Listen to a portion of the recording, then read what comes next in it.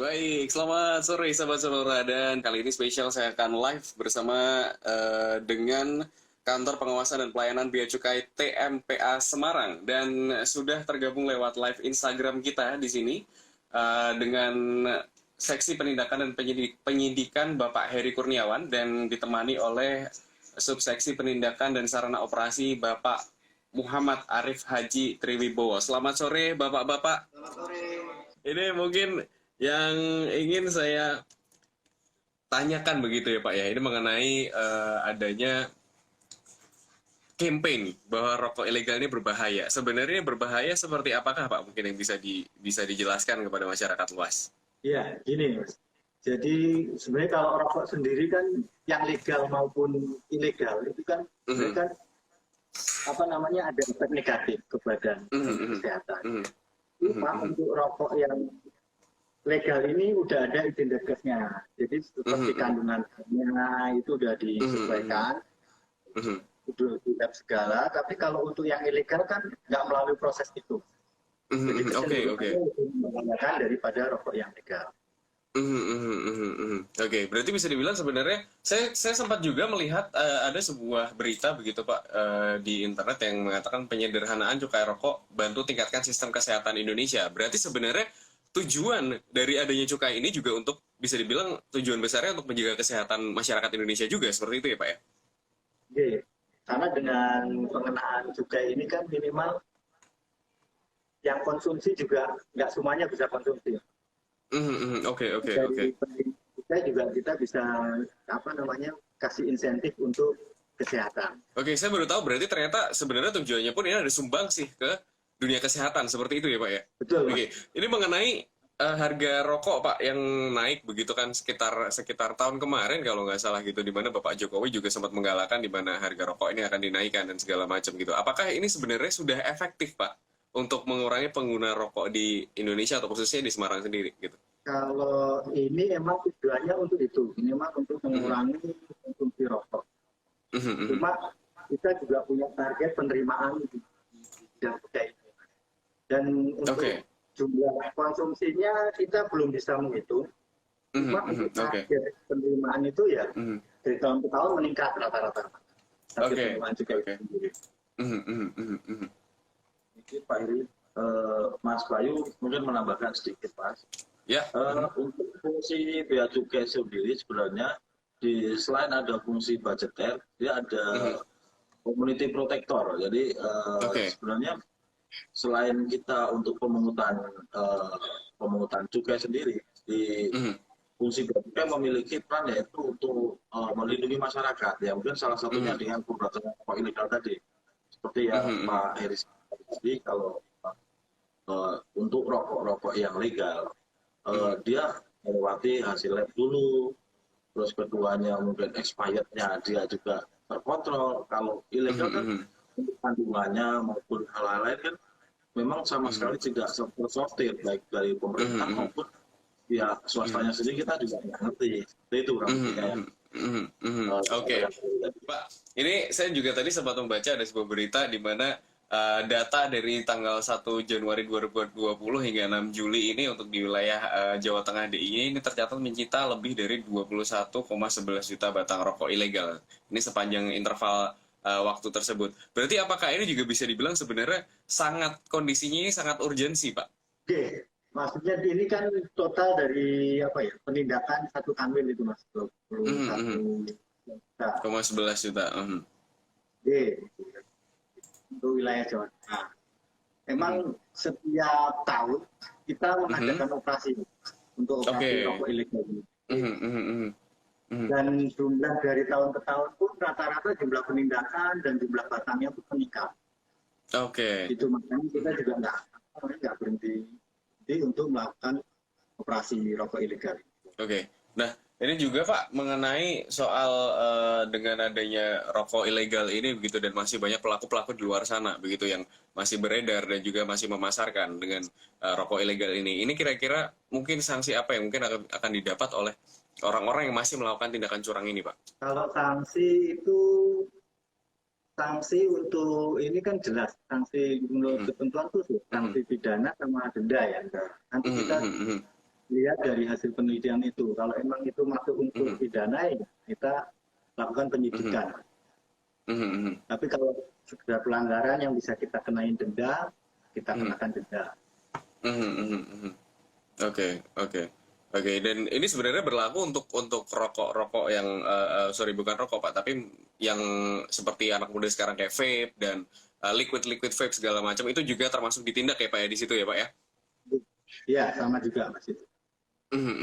Oke, Pak, ini saya juga mau menanyakan mengenai merek-merek rokok yang jarang terdengar gitu kan oleh masyarakat luar sana. Ini apakah juga bisa sudah dipastikan itu ilegal juga, Pak? Enggak, kalau setiap gini Mas. Jadi setiap PR pabrik rokok maupun perusahaan rokok ini biasanya mendaftarkan merek ke kita prosesnya. Oke. Mereka betul-betul.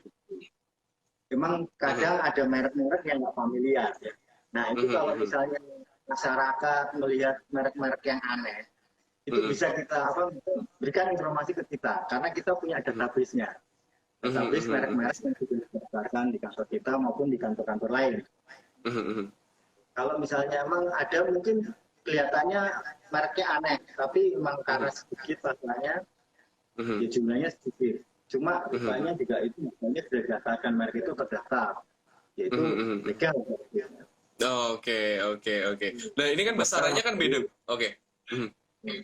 Menambahkan Mas Bayu, mungkin ada sebagian masyarakat juga yang rokok-rokok itu tidak semua familiar ya di mereka ya, teman-teman yang.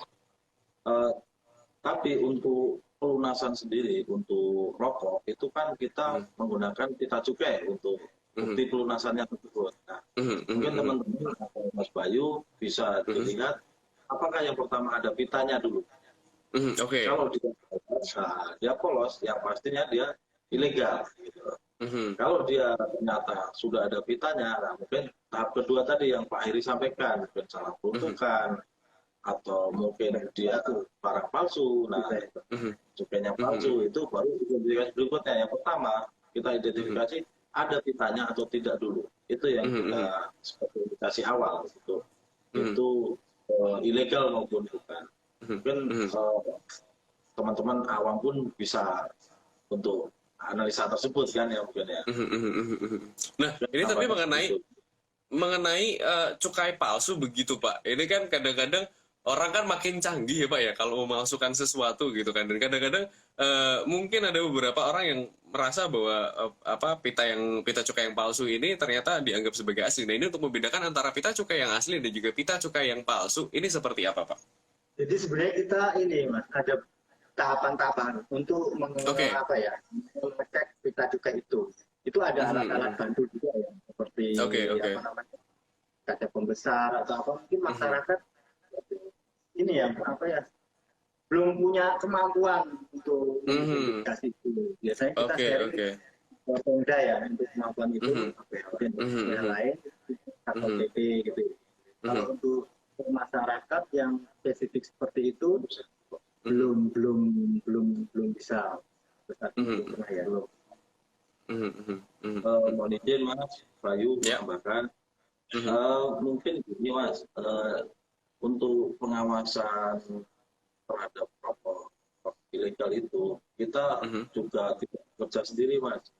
Kita juga komunikasi dengan Pemda, dengan APK lain maupun dari pabrikan-pabrikan rokok yang udah legal. Mereka kan merasa dirugikan juga.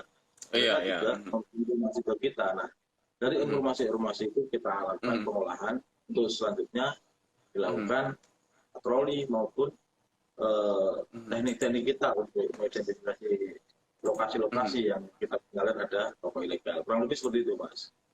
Nah, ini kan berarti dibutuhkan kesadaran dari semua pihak begitu, dan salah satunya yang paling penting adalah dari masyarakat begitu ya Pak ya. Tadi sudah disinggung juga ketika menemukan rokok ilegal ini bisa untuk menghubungi bea cukai seperti itu. Nah ini kira-kira call center atau mungkin cara seperti apa yang bisa dilakukan oleh masyarakat untuk bisa melakukan pelaporan Pak? Untuk ini Mas, untuk kantor Semarang, untuk masyarakat yang mungkin punya informasi atau mempunyai kecurigaan terhadap produk rokok tertentu yang apa ya diduga ilegal, itu ada call center-nya Mas, bisa dicatat itu di 024 764 30205 atau langsung melalui email ke ini Pak Mas, alamat emailnya pli.bjsemarang@gmail.com. Bisa disampaikan melalui itu Mas. Oke. Dan dalam menentukan besaran tarif cukai Pak, ini Pak, itu kan ada aspek peredaran rokok ilegal jadi salah satu aspek yang dipertimbangkan. Ini dipertimbangkan tadi mungkin sudah dijelaskan juga dari segi kerugian negara begitu, dan dari segi kerugian produsen lain.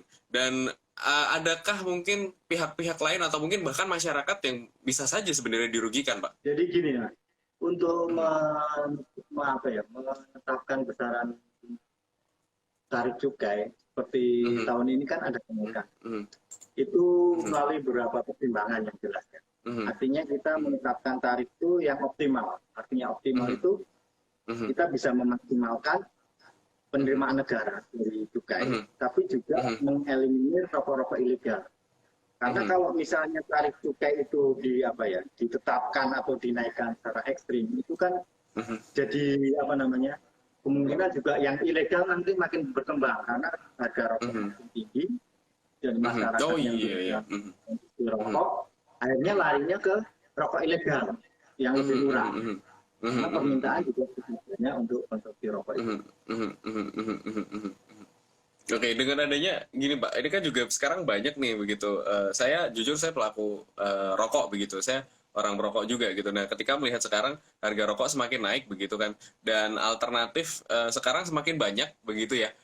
Harga-harga rokok yang semakin murah itu juga beredar banyak di pasaran, bahkan untuk beberapa ada produk yang memang bisa saya bilang ini itu sih Pak, kayak Tengwe gitu kan, Tengwe tapi mereka itu menjual tembakaunya saja. Nah, ketika kita berbicara soal ini, mereka menjual tembakaunya saja, dan ini ada misalnya kayak tadi liquid vape. Ini kan sebenarnya sama-sama produk yang sama begitu ya Pak ya.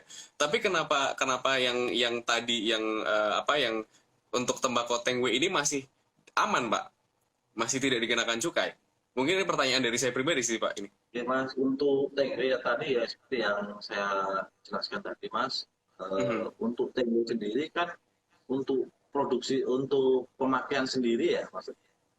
Enggak, nah sekarang ini kan oke Pak, untuk pemakaian sendiri mungkin masih oke lah, fair enough begitu. Tapi ketika sekarang ini sudah mulai diperjualbelikan dengan banyak begitu Pak, dengan jumlah yang cukup banyak. Apakah ini sebenarnya juga sebuah bisa dilirik oleh Bea Cukai sendiri untuk memantau ini atau seperti apa? Gini Mas, untuk yang dalam bentuk rokok Mas, kalau masih dalam bentuk tembakau, kita masih bebaskan.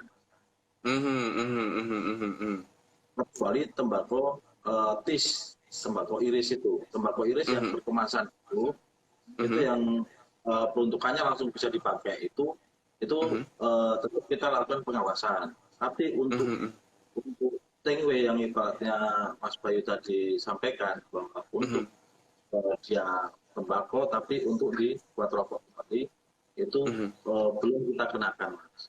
Jadi mungkin kan beredar ya di luar ya, kayak di Jogja, kayak di kan banyak gitu. Temanggung gitu ya. Temanggung itu banyak. Itu memang enggak kita lakukan pemungutan, tapi tetap pengawasan kita jalankan. Makanya ke antisipasi ke depan kan untuk kebijakan pemerintah kan terus berkembang ini Mas. Ya seperti Pak Heri tadi sampaikan. Untuk objek cukai bakal berkembang terus. Nah, untuk pengawasan tadi sempat disinggung bahwa sampai sekarang masih dalam tahap pengawasan. Pengawasan ini pengawasan yang seperti apa, Pak? Mungkin bisa dijelaskan lebih detail agar masyarakat lebih tahu lagi. Tadi pengawasan yang seperti kami sampaikan tadi, Mas, sama teman-teman, kita bekerja sama dengan APH lain, dengan instansi lain, ataupun dengan masyarakat, ataupun dengan pelaku usaha sendiri, Mas. Nah, mereka itulah yang banyak menginformasikan ke kita, plus dari data-data yang bisa kita lakukan evaluasi. Seperti itu, Mas. Baik, mungkin kita sedikit mereview Pak, begitu di mana ada macam-macam rokok ilegal yang beredar dari tahun 2019 sampai 2020 ini gitu, dan peredarannya sebenarnya seperti apa Pak? Kalau dari survei terakhir ya, itu peredaran rokok ilegal yang terbesar itu masih yang polos. Kemudian diikutin dengan tiga tabu. Berikutnya itu yang salah peruntukan, salah personalisasi. Salah peruntukan kan misalnya kita yang untuk SKM dilekatkan rokok untuk SKT, sigaret. Ataupun salah personalisasi, kita pakai untuk perusahaan rokok A dipakai untuk perusahaan rokok. Itu yang selama ini hasil survei kita yang kita lakukan itu masih terbanyak itu di yang polos. Artinya yang nggak pakai kita cukai sama sekali. Oke, dan sebagai konsumennya apakah ini juga ternyata banyak juga Pak di masyarakat? Nah ini memang kerepotan kita gitu.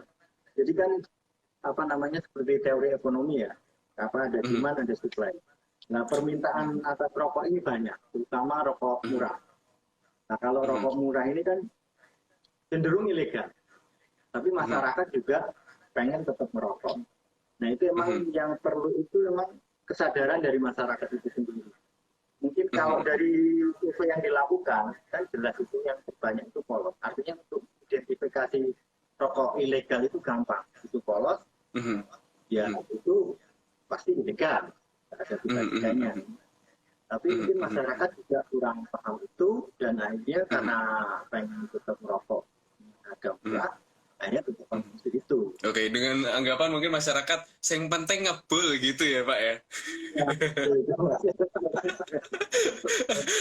Biasa kan yang sering terjadi seperti itu Pak ya kan. Sebenarnya ngebul, rokok EB sembarang gitu Pak. Dan ternyata ini sebenarnya yang perlu disadarkan juga kepada masyarakat bahwa ini adalah sebuah persepsi yang salah begitu ya Pak ya. Bahwa ini kita semua ini harus benar-benar sadar di mana untuk saling bersama-sama mulai dari stakeholder masyarakat untuk menjaga ekosistem yang baik terkait dengan rokok yang ilegal ini harus segera dibasmi begitu ya Pak ya, kurang lebih ya Pak ya.